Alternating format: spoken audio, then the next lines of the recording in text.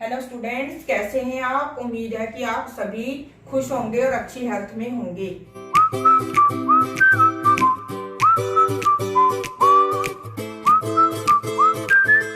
तो आज मैं आपको पास्ट टेंस के बारे में बता रही हूँ कि पास्ट टेंस क्या होता है।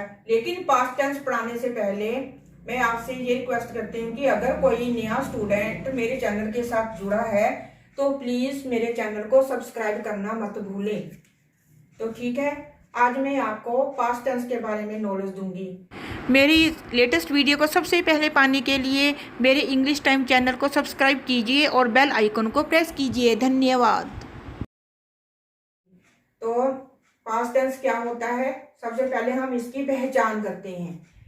जिस वाक्य से हमें ये पता चले कि कोई काम भूतकाल में समाप्त हो चुका है तो वो पास्ट टेंस कहलाता है। मतलब कि कोई भी काम जो है, जो आपने स्टार्ट किया था वो पास्ट में खत्म हो चुका है तो वो पास्ट टेंस कहलाता है। पास्ट टेंस वाले वाक्यों के अंत में या, ये, था, थी, थे शब्दों का प्रयोग होता है। जैसे मैं एग्जाम्पल के सहित आपको समझा देती हूँ। सीता ने पत्र लिखा, मोहन ने गाना गाया।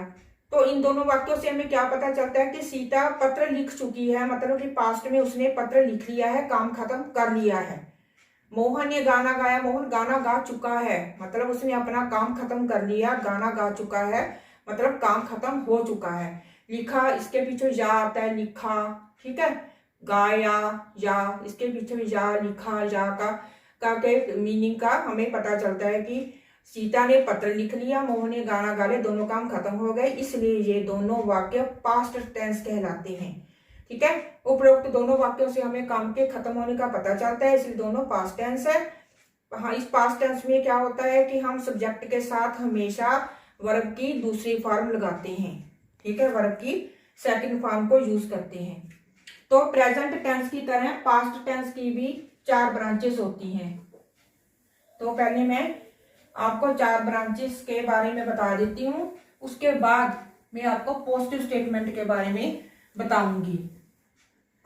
प्रेजेंट टेंस में पहले मैंने शुरू में वैसे आपको बता ही दिया था कि पास्ट टेंस की 4 ब्रांचेस होती हैं, तो आज मैं दोबारा आपको बता देती हूँ। ये है, पहले है पास्ट इंडेफिनिट, जो आज हम पढ़ेंगे, टेंस। दूसरी है प्रेजेंट की तरह ही past continuous tense. Present tense की तरह इसकी तीसरी है पास्ट परफेक्ट टेंस। तो चौथी ब्रांच है इसकी पास्ट परफेक्ट कॉन्टिन्यूस टेंस। मैंने प्रेजेंट में भी आपको 4 ब्रांचेस के बारे में बताया था और उसको एक्सप्लेन करके मैंने एक एक ब्रांच को एक्सप्लेन करके आपको समझा दिया था। अब इधर भी ऐसे करना है, पास्ट टेंस में भी ऐसे करना है। इसकी 4 ब्रांचेस है। आज हम पहली ब्रांच के बारे में पढ़ेंगे, पास्ट इंडेफिनिट टेंस। आज हमने ये पढ़नी है, जिसकी पहचान के बारे में मैंने आपको पहले बता दिया है। तो अब हम क्या पास्ट इंडेफिनिट टेंस ये पढ़ेंगे आज हम। तो इसकी पहचान को मैंने पहले बता दिया, तो पहले लिख लेते हैं पास्ट इंडेफिनिट टेंस, जिसकी पहचान मैंने बता दी ऊपर। तो अब हम यहाँ पे पॉजिटिव स्टेटमेंट पहले हम बताएंगे। पॉजिटिव स्टेटमेंट इसमें कैसे बनाना है पास्ट टेंस। ठीक है, जो साधारण वाक्य होते हैं, साधारण वाक्यों को पॉजिटिव, आपको मैं छोटी छोटी बात इसलिए बता रही हूँ क्योंकि कुछ बच्चे ऐसे होते हैं, कुछ छोटी क्लास के होते हैं, तो उनको अच्छी तरह से समझ आ जाएगा। जो आज जुड़े हैं, जो पहले नहीं जुड़े थे, इसलिए मैं बता देती हूँ उनको। क्योंकि कुछ लोग जो नए नए जुड़ते हैं, हो सकता है कुछ लोग आज जुड़े हों, तो इसलिए मैं बार बार आपको बता देती हूँ कि पॉजिटिव स्टेटमेंट क्या होती है, नेगेटिव और इंटेरोगेटिव। तो इसकी फॉर्मेशन क्या है, इसकी फॉर्मेशन आपने बनाना कैसे है अगर पॉजिटिव स्टेटमेंट आ जाए तो। पहले लगेगा सब्जेक्ट, इसमें वर्ब की दूसरी फॉर्म लगती है, प्लस ऑब्जेक्ट। ठीक है, ये है सिंपल वाले। तो अब पहले हम एग्जांपल लेते हैं। एग्जांपल नंबर 1, जैसे आपने कहना है किसी को, माली ने पौधों को पानी दिया। यहाँ आ गया पीछे, आपने ध्यान से अपने दिमाग में रखना कि माली ने तो पौधों को पानी दे दिया, इसका मतलब ये काम खत्म हो गया, तो ये हमारा पास्ट टेंस है। तो फिर आपने उसको बनाना है। सबसे पहले आपको माली की इंग्लिश पता होनी चाहिए, द गार्डनर। अब पानी देने की क्या होती है, वाटर होती है ना, तो हमने वर्ब की दूसरी फॉर्म लगानी है, वाटर किसको दिया, प्लांट्स को दिया। ठीक है, तो क्या सबसे पहले हम अंडरलाइन कर लेते हैं कौन सब्जेक्ट है। ये है सब्जेक्ट, ये है वर्ब की दूसरी फॉर्म, ये हो गया ऑब्जेक्ट। तो दूसरी, ये पहले आप लिख लो, तो मैं ऊपर इसकी दूसरी एग्जांपल देती हूँ, आप साथ साथ में नोट करते जाएं इसको। दूसरा है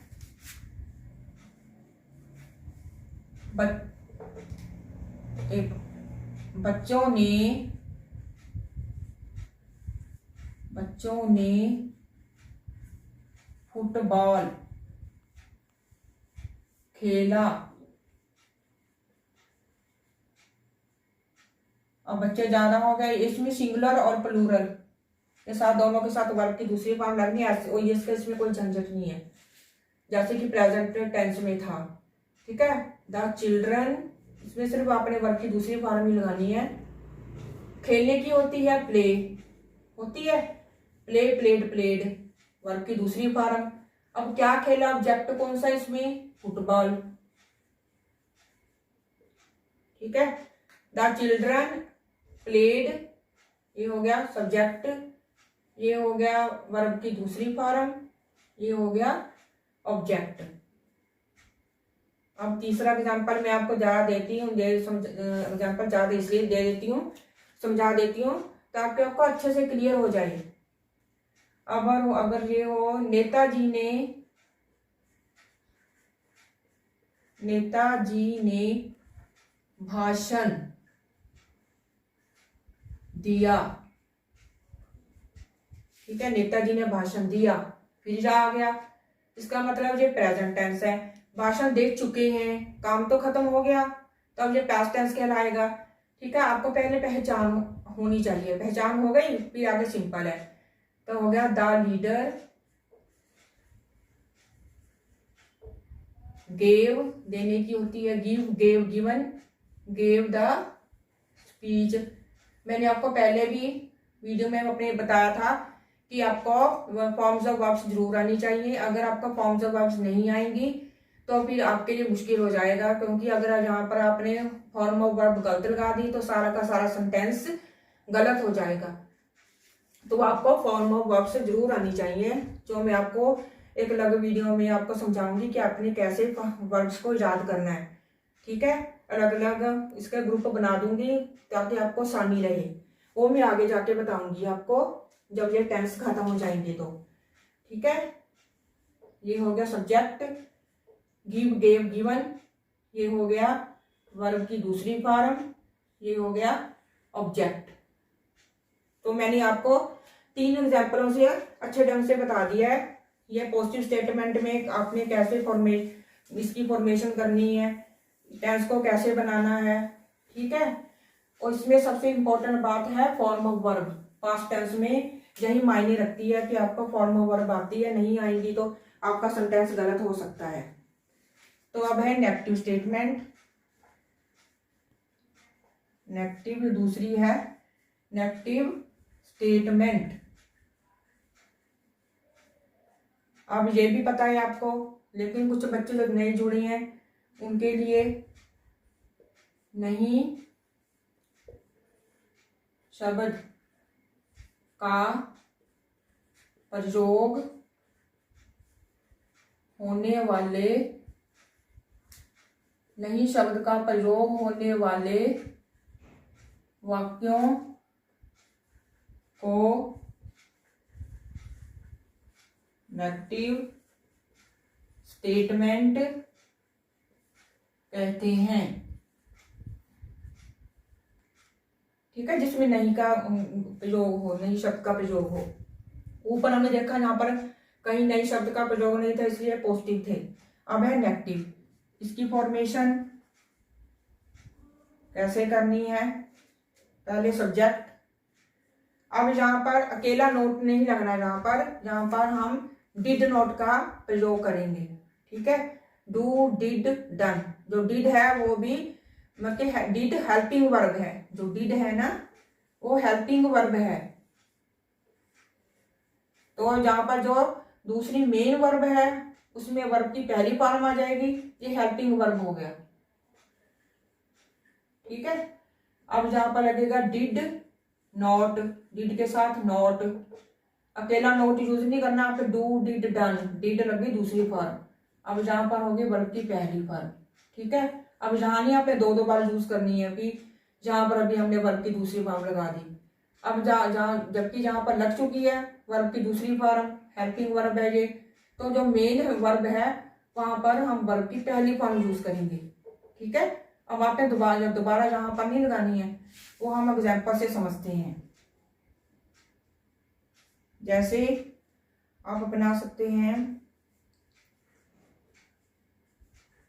माँ ने खाना नहीं पकाया। ठीक है, सबसे पहले आपका क्या काम है, पहचान करना। सबसे पहले आप यही पहचान करोगे ये टेंस कौन सा है, पहले थोड़ी आपने बनाना है, पहले आपने पहचान करनी है। यहाँ पे लग गया माँ ने खाना नहीं पकाया, या आ गया यहाँ पर, इसका मतलब ये पास्ट टेंस है। ठीक है, ये पास्ट टेंस है और नहीं वाला है, पास्ट टेंस में नहीं का यूज हो रहा है।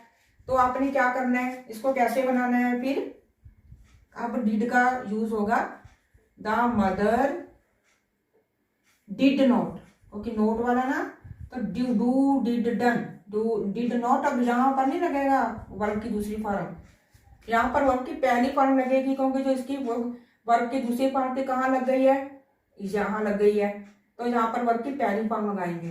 जबकि पॉजिटिव स्टेटमेंट में जो मेन वर्ब है उसके साथ लगाते हैं ईडी, मेन वर्ब के साथ। जहाँ पर मेन वर्ब का है जो यहाँ पर वर्ब की पहली फॉर्म, जबकि हेल्पिंग वर्ब जो है जिसके साथ नोट लगा है जहां पर लग गई है, did not cook.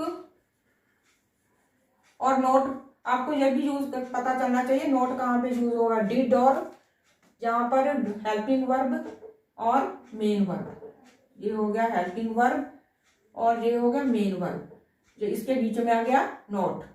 Did not cook the food, helping verb और मेन वर्ब के बीच में नोट लगाना है, आपको पता होना चाहिए।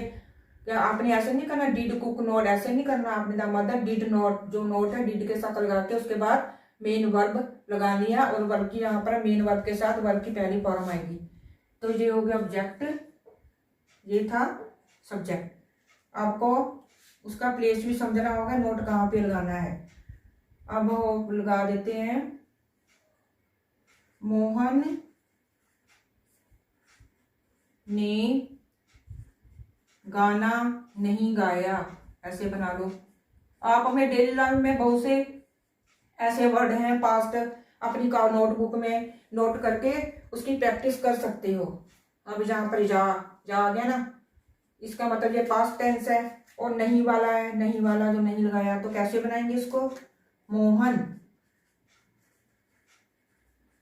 डिड नॉट, डिड नॉट गाना गाया, सिंग, अब सिंग आएगा, सिंग द सॉन्ग। ठीक है, अब यहाँ पे आ गया डिड, डू, डिड, डन, तो यहाँ पर वर्ब की पहली फॉर्म मेन वर्ब के साथ हेल्पिंग वर्ब के साथ वर्ब की दूसरी फॉर्म आ चुकी है, और जहाँ हेल्पिंग वर्ब और नॉन जो है मेन वर्ब के बीच में नोट लग गया, ये हो गया सब्जेक्ट और ये हो गया ऑब्जेक्ट। तो आपको डिफरेंस भी समझना होगा, पॉजिटिव नेगेटिव में क्या डिफरेंस आ रहा है। वहां पर मेन वर्ब के साथ ही हमने लगाई थी क्योंकि वहां पर नोट का यूज नहीं ना हो रहा था। तो पास्ट टेंस में तो वर्ब की दूसरी फॉर्म कहीं ना कहीं तो लगानी ही है हमने, सिंपल में मेन वर्ब के साथ, लेकिन नेगेटिव में हेल्पिंग वर्ब के साथ लग गई है डिड। तो जो मेन वर्ब है वहां पर वर्ब की पहली फॉर्म, बाद में ऑब्जेक्ट लगा देना है। तो एक एग्जांपल से हम एक और समझ लेते हैं जिससे आपको अच्छे तरीके से पता चल जाएगा।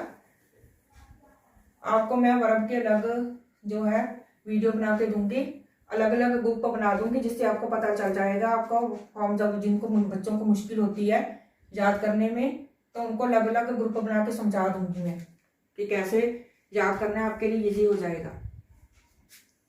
अब है तीसरा, यहाँ पे बना सकते हैं माली वाला ही बना लेते हैं। चलो, माली ने, वहां पॉजिटिव में था ना, माली ने पौधों को पानी नहीं दिया,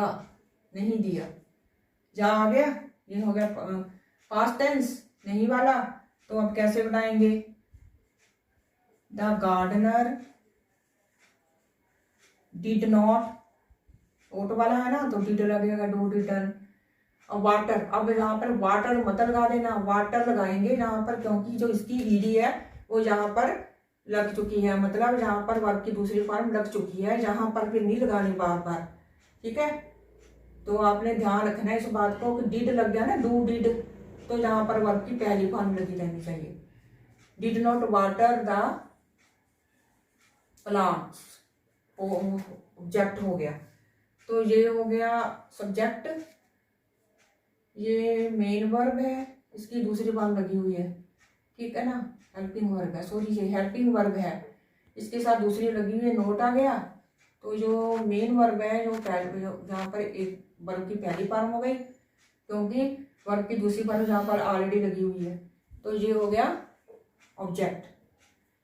तो प्लीज़ जो नए स्टूडेंट्स जुड़े हैं मेरे चैनल के साथ, मेरे चैनल को सब्सक्राइब करते रहें और मेरी वीडियो को भी शेयर करते रहें, ताकि जो नए स्टूडेंट्स हैं वो भी फ़ायदा उठा सकें।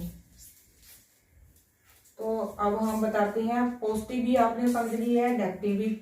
मैं आपसे यही कहना चाहूँगी कि आप घर में अपने डेली लाइफ में अकेले बैठकर कॉपी में, अपनी नोटबुक में ऐसे कई सेंटेंसेस पास्ट वाले बना सकते हैं। पहले हिंदी में लिख लीजिए उनको, फिर बनाने की कोशिश कीजिए कि वो कैसे आप उनको बना पाते हैं कि नहीं बना पाते, आपको समझ आया। अगर नहीं समझ आया तो प्लीज़ कमेंट्स बॉक्स में मुझे बता दें कि हमें ये समझ में नहीं आया, तो मैं आपको दोबारा भी समझा सकती हूँ। तो अब है इंटेरोगेटिव, और आप प्लीज़ मेरी कमियों के बारे में भी बता दें कि आप मैडम ने आपने यहाँ पर कुछ कमी है, आप इस तरीके से अगर समझाएं, हमें नहीं समझ आया तो वो भी आपका हो जाएगा, मैं आपको दोबारा समझा दूंगी, ठीक है। तो है ये हो गया इंटेरोगेटिव। अब प्रश्न वाक्य जो होते हैं, प्रश्नवाचक, जिसमें प्रश्न पूछा जाए, प्रश्नवाचक वाक्यों को इंटेरोगेटिव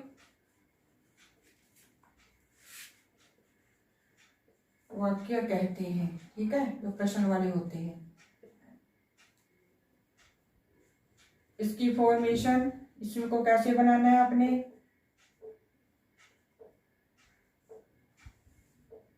ठीक है, इसको कैसे बनाना है, इसमें क्या करना है, जो डिड है ना, जो डिड है ये वाला, उसको पहले लगा देना आपने, सब्जेक्ट को लगाना बाद में।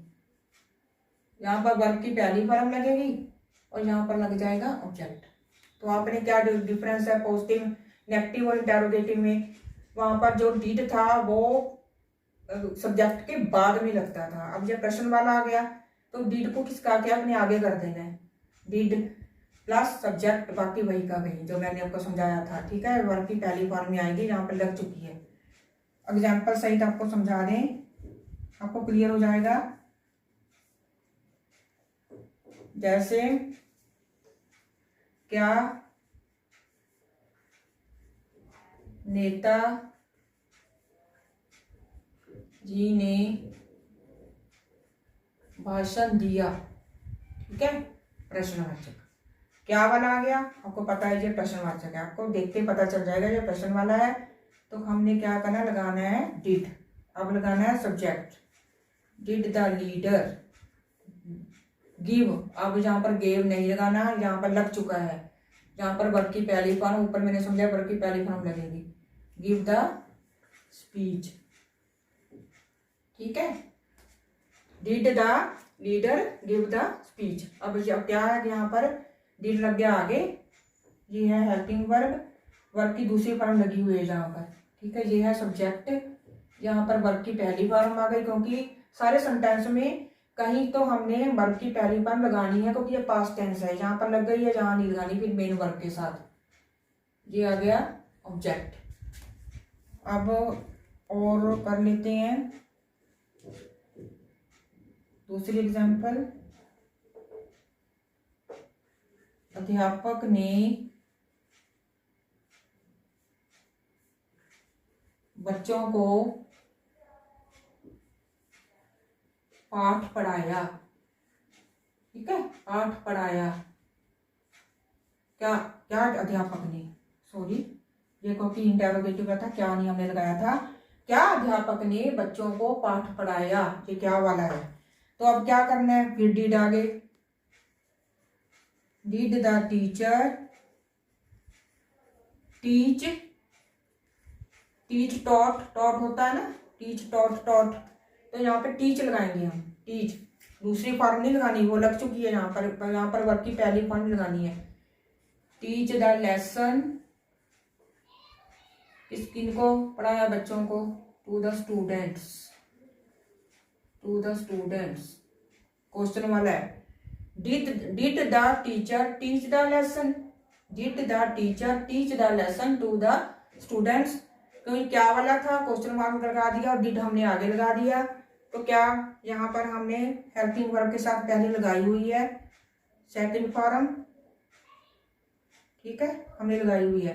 ये हो गया सब्जेक्ट, ये मेन वर्ब है, जहाँ पर पहली फॉर्म लगेगी, क्योंकि यहाँ पर लगी चुकी है। आपने पास्ट टेंस में यही नोट करना है कि वर्ब की पहली फॉर्म जो है, वर्ब की जो दूसरी फॉर्म है वो हमने लगानी है, पर कहाँ पर लगानी है, जो वो मैंने आपको बता दिया है कि पॉजिटिव टेंस में कहाँ पे लगानी है, नेगेटिव में कहाँ पे लगानी है।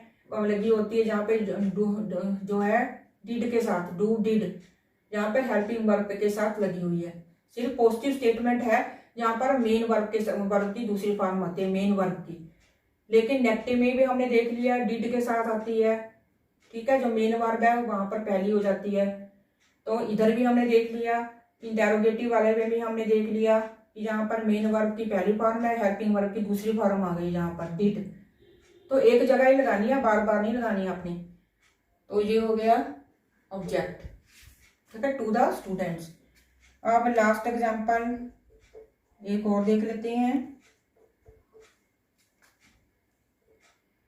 क्या बच्चों